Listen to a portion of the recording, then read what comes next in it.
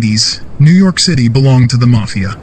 The five families, Gambino, Genovese, Lucchese, Colombo, Bonanno, ran the city like their own criminal empire. Construction rackets, union shakedowns, drug pipelines, bid rigging on public contracts. They stole hundreds of millions from taxpayers while leaving bodies in the streets. Then one man said, "Enough." A ballsy, Brooklyn-born Italian-American prosecutor walked into the fire. He didn't just chase mobsters. He went for the kings. He invented a new way to fight them. He dragged the bosses into court and put the entire Mafia Commission on trial. This is the story of Rudy Giuliani, the badass lawyer who became the Mafia's worst nightmare. Rudolph William Louis Giuliani was born on May 28, 1944 in Brooklyn, New York. His grandparents were Italian immigrants. His father, Harold, had his own run-ins with the law early on, a barroom brawl conviction, and some mob-adjacent work, but turned his life around and became a bartender and maintenance man. Young Rudy grew up in a working-class world where the Mafia was part of the atmosphere. You saw the wise guys, heard the whispers. But Rudy chose a different path. He studied at Manhattan College, then New York University School of Law, graduating in 1968. By age 30, he was already the third highest-ranking prosecutor in the U.S. Attorney's Office for the Southern District of New York. He cut his teeth on corruption cases, police misconduct, and early organized crime probes. In the 1970s, he helped flip cops and take down dirty officials. But it was in 1983, when President Ronald Reagan appointed him United States Attorney for the Southern District, that Rudy went nuclear on the mob. He made one thing crystal clear: organized crime was priority one. He read Joe Bonanno's memoir, A Man of Honor, and saw the blueprint, the commission, the secret board of directors that had ruled La Cosa Nostra since 1931. The commission settled disputes, approved hits, divided territory, and greenlit massive rackets. It made the Mafia untouchable, until Giuliani decided to treat it like one giant criminal enterprise under the Racketeer Influenced and Corrupt Organizations Act, RICO. RICO wasn't new, but Rudy weaponized it like no one before. Instead of chasing individual crimes that were hard to pin on bosses, he would charge the entire structure. Bosses didn't have to pull the trigger themselves. If they ran the enterprise, they were guilty of everything it did. Giuliani's office launched multiple fronts at once. One of the biggest was the Pizza Connection case, a $1.6 billion international heroin and cocaine smuggling ring. Sicilian mafia bosses teamed with the Bonanno family in New York. They flooded the U.S. with drugs through pizza parlors used as fronts. Gaetano Badalamenti, former boss of the Sicilian Mafia, and Salvatore Catalano of the Bonannos ran the show. In 1984-1987, Giuliani's team secured convictions against 18 defendants. It was the largest drug case in history at the time.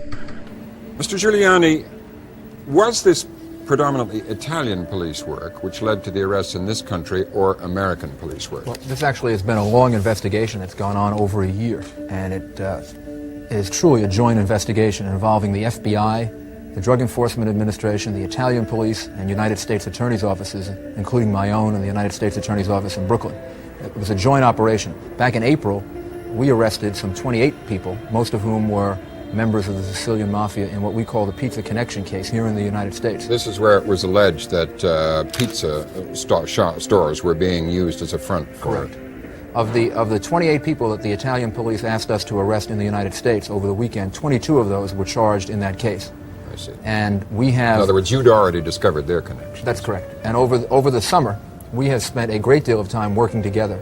At any one time, we've had as many as 15 or 16 Italian prosecutors and magistrates working in my office with evidence that we have discovered, and we've sent assistant United States attorneys over to Rome and Palermo, and we have one there right now, to work with them. So we've developed both these cases. Giuliani called it a tremendous victory that showed the Mafia could be crushed. 5 years earlier, no one thought you could convict the head of the Sicilian Mafia alongside American bosses. Meanwhile, Rudy perfected the perp walk. He paraded defendants in front of cameras, handcuffed, humiliated, headlines blazing. Critics called it showboating. Rudy called it psychological warfare. It sent a message. The era of untouchable mobsters was over. He faced death threats constantly. The mob allegedly debated hitting him. According to later testimony, bosses discussed a contract. Some wanted him dead, others worried it would bring total war from the feds. Rudy kept swinging. This is where Rudy became a legend. February 1985, Giuliani drops the hammer. Indictments against the heads of all 5 families and key lieutenants, 11 top mob figures charged under RICO with running the commission. Targets included Paul Castellano, Gambino boss, killed before trial by John Gotti; Anthony Fat Tony Salerno, Genovese boss; Anthony Tony Ducks Corallo, Lucchese boss tied directly to rackets like the Windows scam; Carmine Jr. Persico, Colombo boss; Philip Rusty Restelli, Bonanno boss, along with underbosses and consiglières like Ralph Scopo, Salvatore Santoro, and Christopher Furnari. The evidence was devastating. FBI bugs in the Palma Boys social club where Fat Tony held court, bugs in Paul Castellano's Staten Island mansion, a bug in a Jaguar used by a Lucchese associate that recorded Tony Ducks Corallo for months. Wiretaps captured bosses discussing murders, extortion, union control, concrete cartels, and more. For the first time, jurors heard the mafia admitting it existed and operated as a unified criminal enterprise. The trial was a spectacle. Anonymous jury, heavy security, 10 weeks of testimony. On November 19, 1986, 8 defendants were convicted. In January 1987, most got 100 years in prison, effectively life sentences, fines in the hundreds of thousands. Giuliani stood tall. The verdict has resulted in dismantling the ruling council of Cosa Nostra. It was the most significant blow to the mafia since the 1930s. This wasn't safe work. Giuliani received multiple death threats. The Sicilian mafia supposedly put out an $800,000 contract on him at one point. Later, an imprisoned mobster allegedly dropped it to $400,000. Rudy joked about it years later, saying his value went down. But he never backed off.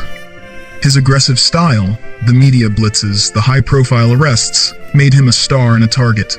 Some called him vindictive. Others said he was exactly what New York needed. Over his tenure, his office racked up over 4,000 convictions. He went after Wall Street too, Ivan Boesky, Michael Milken, and corrupt politicians. But the mafia cases defined him. Giuliani left the U.S. Attorney's Office in 1989. The mafia was bloodied. Not dead, but never the same. Combined with later witnesses like Sammy Gravano and continued RICO pressure, the old commission system was shattered. He became mayor of New York in 1994, turning a broken, crime-ridden city around. Love him or hate his later chapters, in the 1980s, Rudy Giuliani was the prosecutor who stared down the mafia and won. He proved one relentless lawyer with the right strategy could topple an empire built on fear and blood.